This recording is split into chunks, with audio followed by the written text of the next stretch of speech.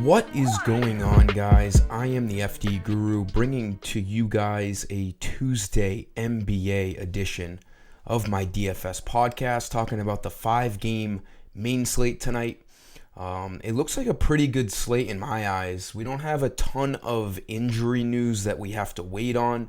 We have Jaren Jackson questionable for the Grizzlies, so that could end up mattering. We got that brutal news yesterday that Ja Morant had season-ending shoulder surgery, so we're gonna look at Memphis as a value team before the prices over there get adjusted for Morant being out. Then we have LeBron and AD questionable as usual for the Lakers, but that's nothing that we have to worry about. That's a 10:30 game anyways, so we won't have confirmation on that. But we can assume that they both will play like they do every single night. So, as usual, I'm going to give you guys one play for each position using FanDuel salaries, and hopefully these plays help you build a nice lineup for tonight. And then you can obviously get my full content lineups over on my website. So for point guard, there's a handful of guys you could look at. I don't even think Jaden Ivey is, a must-play by any means, but with Cade Cunningham out, he's going to, see a lot more usage when he's on the court. Killian Hayes should start alongside him in the backcourt as the two guards. And then you obviously have Bogdanović, who's going to see, an uptake in usage. I like Ivey at 6,400. We can assume that, a small portion of those Cade minutes are going to go towards Jaden Ivey. He needs 32 fantasy points to hit value. He's projected for like 29 right now, but I don't know if that's exactly right.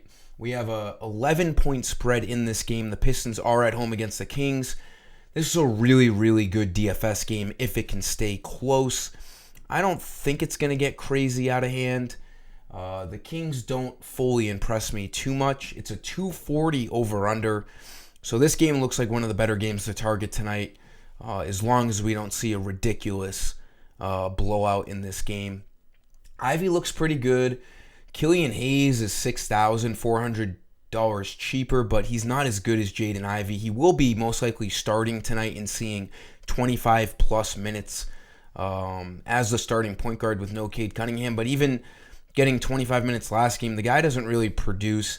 More of a GPP flyer because he has shown upside in the past. So if he gets going early, he could put up a big game, and he probably won't be as high owned as other Pistons tonight. I like Jaden Ivey more. You could even look at a guy like Marcus Smart at 7,000. He's been stepping up as of late with no Ja Morant. Last two games he's looked really good, 39 and 37 minutes. Good matchup against the Mavericks. They have a bad defense. The Grizzlies and Mavericks game is another game you got to keep an eye out on for a blowout, but we only have 5 games tonight, so we can't really be picky based off of spreads. It's an 8.5-point spread for the Mavericks. The Mavericks are fully healthy tonight. The game should stay close, though. 235 over-under. Looks like a good game. Marcus Smart is going to see a lot of extra usage with Ja Morant off the court, as he's done the last 2 games, and he has looked really good in those uptake in usage spots. The other game that has a potential blowout is the Knicks at home against the Blazers. I'm not really targeting that game as much as others tonight. Both teams are mainly healthy. The Blazers, not a good matchup for them against that Knicks defense. I will be looking at Julius Randle, though. He looks like the best play from that game. But I'm going to go with Jaden Ivey at point guard tonight. There are other guys you can look at, though. For shooting guard, we're going to go cheap. I'm going to do a decent amount of value plays in this video because there's not a ton of cheap value tonight. So I really want to emphasize who I'm looking at tonight so you guys can spend up on guys like Luka Doncic, LeBron, Sabonis, De'Aaron Fox. That's the fun thing to do is, pick what star you want. So I'll do the tough stuff and look at cheap guys. With no Ja Morant, we saw Luke Kennard start for the Grizzlies. 4,300 looks like a pretty good value play. Now, Vince Williams came off the bench and had a really, really good game. So we saw their minutes get completely lopsided. Vince Williams played 36 minutes. Luke Kennard played only 21 minutes. But in my opinion, if Luke Kennard starts again, The minutes should be a little bit more balanced. As long as Vince Williams doesn't go off, I expect that number to be closer to like 26, 26. Maybe Vince Williams plays a couple more minutes, 28 to 30 minutes. Not a bad play at 5,200. I just don't think there's much separating these two guys tonight. And Luke Kennard is $900 cheaper. So I just think it's an overall better value play, especially because he started last game. If he comes out in that first quarter and, hits a couple of shots and looks good, he's just going to have the upper hand to play more minutes than Vince Williams will. You can't really game log Hawk one game.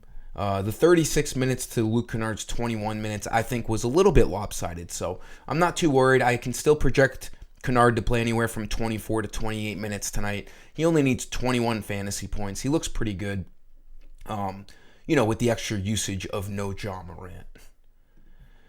Small forward, we have some value in Orlando. No Franz Wagner still.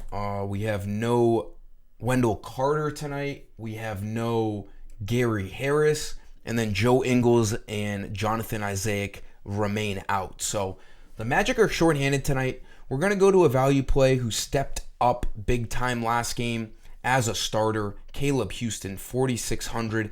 Now, this is a pretty terrible matchup for the Magic all around. Not a great DFS game for either side. It's only a 217 over-under. Both teams play, pretty below average in pace, and they both have pretty good defenses. So, it's not a great game, but again, we only have 5 games tonight. We do have value on the Magic just because they're so shorthanded.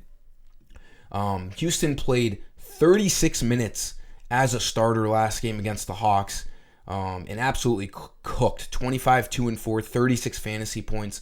The last 3 games he's gotten those big minutes. He has crushed value in 2 of those 3 games. Had a bad game against Denver, but that is Denver.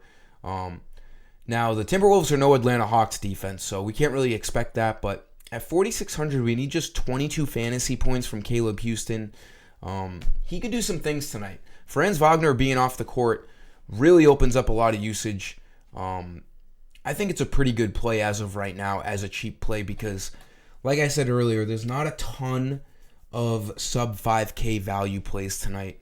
And it doesn't really look like much is going to open up from now until lock because we just don't have many injuries that we're waiting on. So Caleb Houston looks like a guy that a handful of people are going to be targeting tonight as a value piece in their lineups. Power forward, we're going to go to maybe my favorite spend up of the night. Domantas Sabonis in this spot at Detroit. He could absolutely cook them. Again, we want to hope that this game doesn't turn into a 20 to 25 point blowout after 3 quarters because we want these guys playing in the fourth quarter, obviously. 11-point spread doesn't scare me too much, though. I think Sabonis is going to do everything under the sun here tonight against this Pistons defense that is definitely below average. He needs 50 fantasy points to hit value. He's projected for 52 plus tonight. So overall, he looks like one of the not only spend ups, but overall best value plays for any price range tonight. Just looks, there's really nothing to dislike about Sabonis tonight. Multi-positional eligibility on FanDuel, center and power forward always helps to fit into your lineup. But at 10,100, Sabonis looks really, really good tonight. And I had mentioned Julius Randle too. He's right there for top spend ups, especially at power forward. Randle could do a lot of things against the Trailblazers tonight. You're just going to have to hope again. Same scenario as the Pistons and Kings. You're just going to have to hope that the game doesn't get out of hand too early. But Randle looks good at 9,100 too. He should decimate that Blazers defense who continue to play without DeAndre Ayton. And then for center, this is going to be a very popular cheap play. Chris, is it Boucher or Boucher? I don't even know. But 4,800, we have no Jakob Poeltl tonight, so there's a good chance he starts. We all know they traded away Precious Achiuwa, so they're pretty limited for big guys. Right now he's projected to start, and he's been playing really well as of late. Toronto doesn't really have any other big guys. It looks like Jonte Porter has been filling in as the backup as of late. You have Koloko, who, if you played DFS last year, he got some run, but he's out tonight. Then you got Siakam and Scotty Barnes at power forward, but I don't see Barnes and Siakam playing much of the 5. Maybe a little bit, but I think Chris Boucher, I suck with this name, but Chris Boucher at 4,800 should be starting. And if he doesn't start, he's going to see increased run no matter what, even if it's off the bench. The last 2 games, he's absolutely cooked. 32 and 35 fantasy points. So at 4,800, we need just 24 fantasy points for him. He's projected for 25 tonight. I really like this value spot with Poeltl being out of this game. That'll do it for this video, guys. Let's have a big night tonight on this 5-game slate. NFL playoffs coming up this weekend for the wild card games. Definitely hit me up about those playoff memberships. I have created the groups already, so I'm open to all DMs, obviously, with any interest. But until next time, guys, like this video, subscribe. I'm the FD Guru. Peace.